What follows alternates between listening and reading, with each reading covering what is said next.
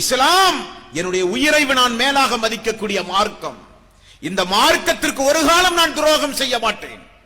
நான் எனக்கு பின்னால் வருகிற சந்ததிகளுக்கும் எந்த துரோகம் நான் செய்ய மாட்டேன். நான் மரணிப்பதற்கு முன்னால் இந்த மார்க்கத்தை நான் படிப்பேன், மார்க்கத்தின்படி நான் நடப்பேன்.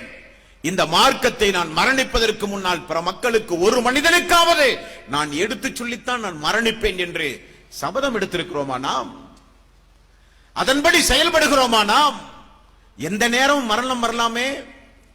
மரணத்திற்கு நோயோ ஆரோக்கியமோ தடை இல்லையே, மரணத்திற்கு வயது வரம்பு தடை இல்லையே, மரணத்திற்கு முதுமை இளமை எந்த காரணமும் இல்லையே.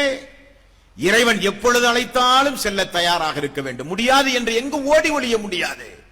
திடீரென அது சம்பவித்தால் அல்லாஹ் நமக்கு ஒரு மார்க்கத்தை தந்தானே, எந்த அமலும் செய்யாமல் மரணிக்க போகிறேனே, நம்முடைய வீதிகளிலே வந்து நின்று கொண்டு இரவு முழுக்க பேசினார்களே, ஈமானோடு இறுதி மூச்சோடு உடம்பிலே இருந்து உயிர் பிரியும் போது அஷ்ஹது அல்லா இலாஹ இல்லல்லாஹ் அஷ்ஹது அன்ன முஹம்மதர் ரசூலுல்லாஹ் என்கிற திருக்கலிமாவை மொழிந்த நிலையில் உங்களுக்கு மரணம் வர வேண்டும், அதற்காக வேண்டி பாடுபடுங்கள் என்று சொன்னார்களே. பொடும்போக்காக இருந்தோமே, மரணம் வந்து விட்டதே என்று கை சேதப்பட்டால் ஒரு பயனும் கிடையாது, ஒரு பயனும் கிடையாது.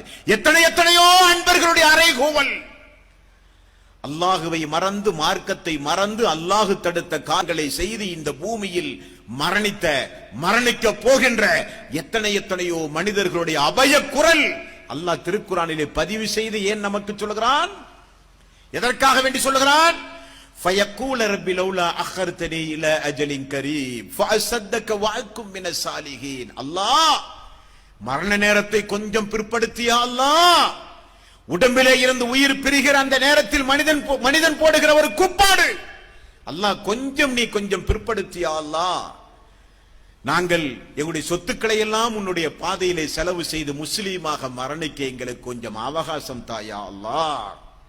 ஏன்? பொடும்போக்காக உலகத்தில் வாழ்ந்ததனுடைய நிலைமை எல்லாம் யாரும் சொல்லித் தெரிய வேண்டிய அவசியமே இல்லைங்க. மரணம் ஒவ்வொரு மனிதர்களுக்கு வரும் என்பதற்கு மாநாடு நடத்த வேண்டிய அவசியம் இல்லை. எத்தனையோ பேர்களை இழந்து விட்டோமே குடும்பத்தில். சென்ற மாதம் நம்மோடு இருந்தவர்கள் இந்த மாதத்தில் நம்மோடு உண்டுமா?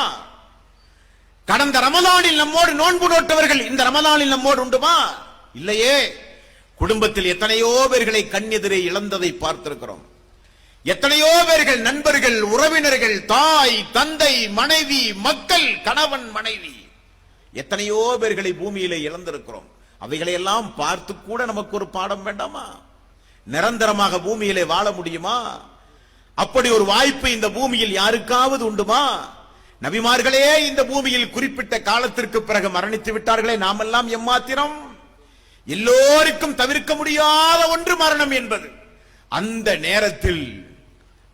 நேரத்தில் வானவர்கள் நம்முடைய உயிரை கைப்பற்றும் போது அஸ்ஸலாமு அலைக்கும் வரஹ்மத்துல்லாஹி வபரகாத்துஹு, உன் மீதும் உன்னுடைய உடம்பிலே இருக்கிற உயிரின் மீதும் அல்லாஹ்வுடைய சாந்தியும் சமாதானமும் உண்டாகட்டும் என்று சொன்னால், அந்த சலாத்தை கேட்கிற பாக்கியம் நமக்கு கிடைத்தால் நாம் வெற்றியாளர்கள்.